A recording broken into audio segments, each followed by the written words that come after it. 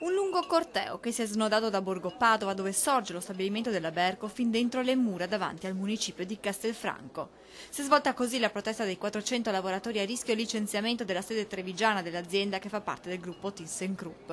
Qui a Castelfranco, come nel resto delle città italiane che ospitano uno stabilimento Berco, 8 ore di sciopero e un corteo pubblico.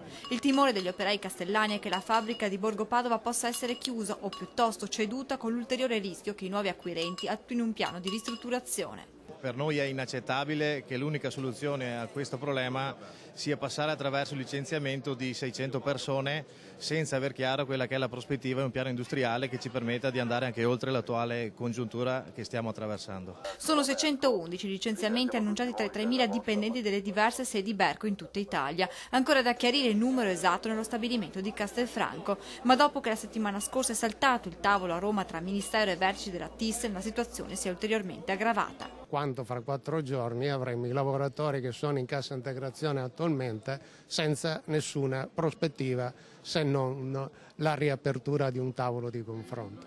I lavoratori della Berco hanno concluso il loro corteo di fronte al municipio, dove una delegazione è stata ricevuta dal sindaco Luciano Dussin, che si è detto pronto a farsi carico della situazione e a contattare Regione e Ministero affinché si attivino per trovare una soluzione. Stanno andando via multinazionali che erano presenti nel nord Italia, quindi anche a Castelfranco Veneto, se non proprio se ne stanno andando via, comunque stanno ridimensionando la loro presenza.